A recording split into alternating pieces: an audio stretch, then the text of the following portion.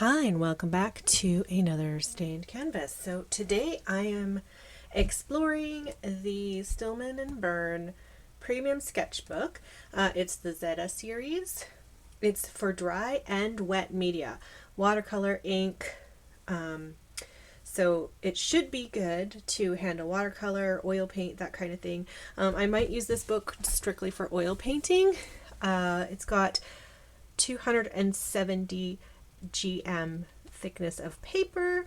It's acid free, pH neutral, archival quality. This is an 8x10 size, so it's quite nice. They have all kinds of these series here, but this one here is the Zeta one. So it's kind of got nice white, smooth surface, smooth paper. So that's exciting. I'm just going to go ahead and open it now. This is, like I said, I think I want to make this into my oil book. So like my oil paint book, maybe. I have a larger book as well, but this one's kind of a smaller. So it has like the paper shade is neutral white. Surface is internal surface size, blah, blah. Strong surface for mixed media. Erasability, so if you need to like do some erasing, if you do some pencil work in here, so I'm like, that's really good. Superior wet and tear strength, so the tooth is finely smooth tooth formation. I'm not sure what that is, but it is a soft cover, but not too soft. It's not like it's fairly thick. It's not kind of cardboardy, not bad. I like the matteness of it. Feels really nice. Let's check out the paper. Let me move this out of the way. All right, let's check out first impressions of the paper. Oh, it's super, super good.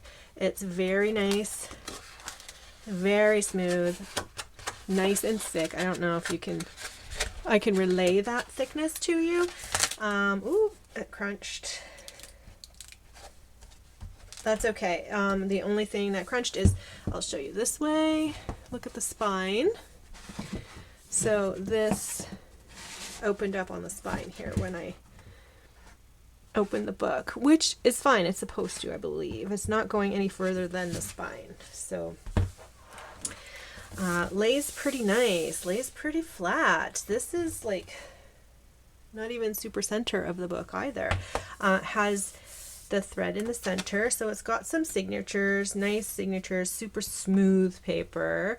So let's go to the last page. I'm always the last page is my go-to page for creating stuff. Oops, for creating stuff. So let's go to this one. I'll do this page. I don't know. I like my last two pages. If I get to the end of this book and really adore this book, I can literally just gesso over the last page and do an oil painting on it. So I'm not too worried about what I get there. Okay, so as per usual, let me scooch this over.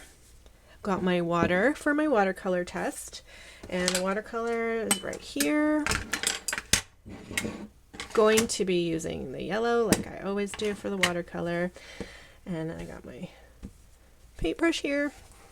I'm just going to scooch this all the way because we don't need the other page. So for here, we've got all these tools. My regular tools that I like to use in all my sketchbooks.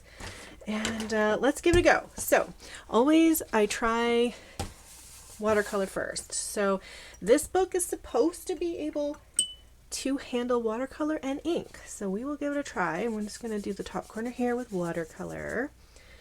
Activate that a little. And we're going to see. I don't really see any pilling, but well, maybe a little. That's a lot of water that I put on there, just so you guys know. Quite thick with the water. It is pilling a little, but I did soak it, so I don't know. Let's see.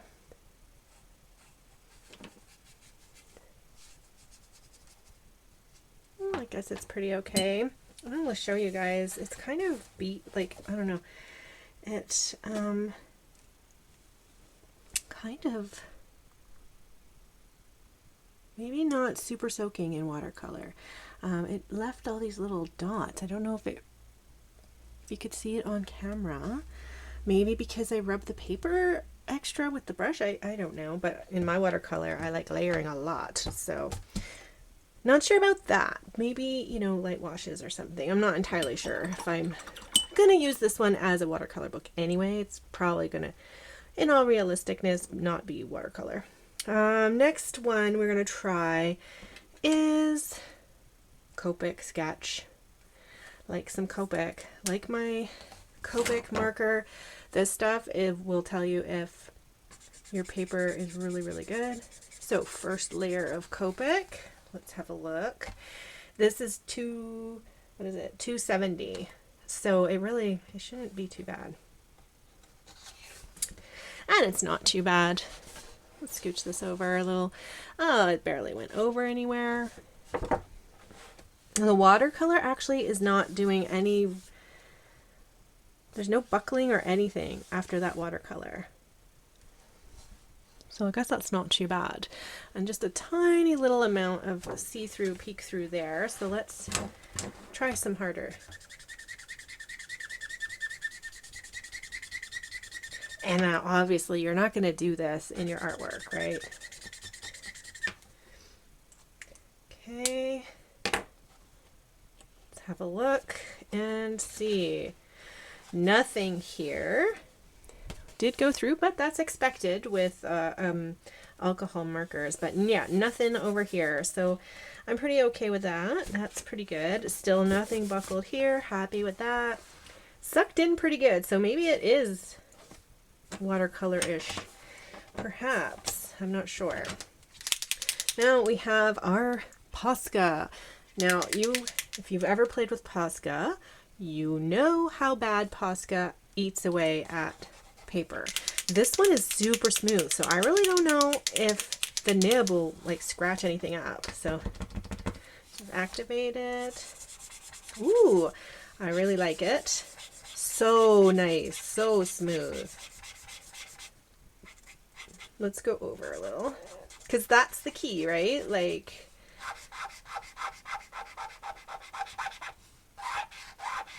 I'm kind of pushing hard to see what it does to the paper, and nothing is ripping off. This is pretty cool. Really, really nice paper to use. The texture is kind of like Bristol. That's what it is. So smooth, right? Very, very nice. Pretty good for Posca. It is an expensive sketchbook though. You only get like 26 pages, and it was like, well, I don't know if it's because I'm Canadian, but in America it might be cheaper, but for Canada it was like 39 or 40 something like that dollars, but the paper is standing up pretty good. Okay, I see a little tiny bit of indent here where the water was for watercolor. I don't know if you can see it. Pretty good though. It's not like the bumpy. It's just kind of in, which is all right. Obviously nothing's going to go through with the Posca. Okay, so that is that. Let's try the art crayon. So I like to play with these watercolor art crayons from Marabou, and this one is the brown. Oh, it's so smooth. Okay, so this is a really good supply to show you how smooth. There's really no texture, like there's no bumps on this. Let's try water. Really, really good. Really nice. Oh, you can kind of see the bumps I was talking about with the watercolor, but now they've disappeared over there. So, okay, see the little speckles where the page is wet? This is what was happening over here on the watercolor part, but in the watercolor now, I don't see it anywhere. So maybe it just takes time to spread. I have no idea, but yeah, there is no little speckles in here any longer. Very strange. But yeah, this pretty good worked out pretty nicely. Not much buckling still with the watercolor paper. It is still damp there. So at the end of everything else, I'm going to come and have a look at it again. Next up is charcoal, I believe.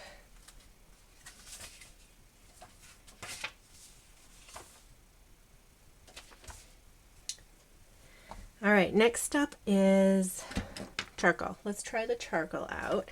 I love mixing charcoal. Oh yeah, it's not very textured paper, right? Super smooth. Doesn't work so great. Spreads pretty nicely.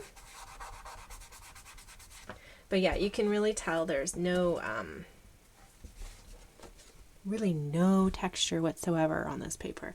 It still works fine though, but there's no grip. Like when you have a charcoal paper, it's got all those bumps, right? And then that lets your charcoal get into the little grooves of it. But maybe not so much charcoal on this book, but that's okay. All right, next up is, let's do this one. It's my favorite. Again, I don't remember what it's called. I never remember.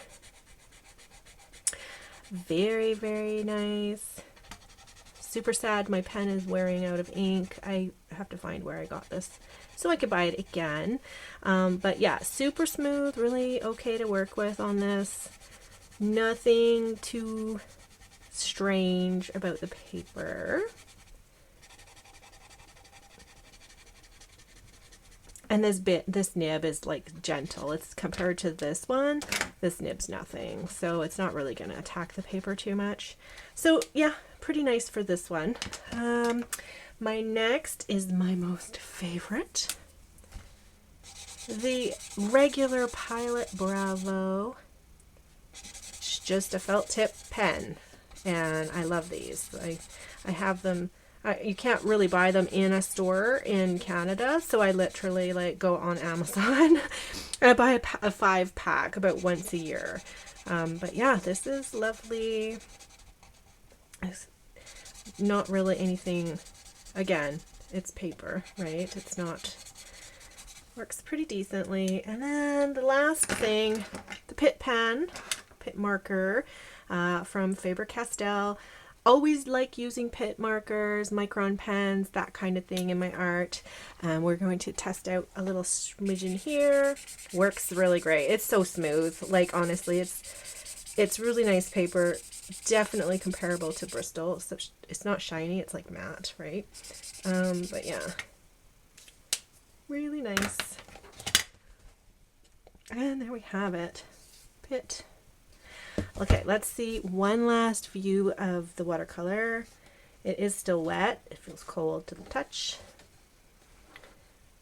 Now this one's got a little bit of dimpling, just from having this little bit of water. Okay, so I think it was just the paper, because if you look now, these little speckling parts are starting to disappear. So I don't know what that means. It's just maybe the type of paper.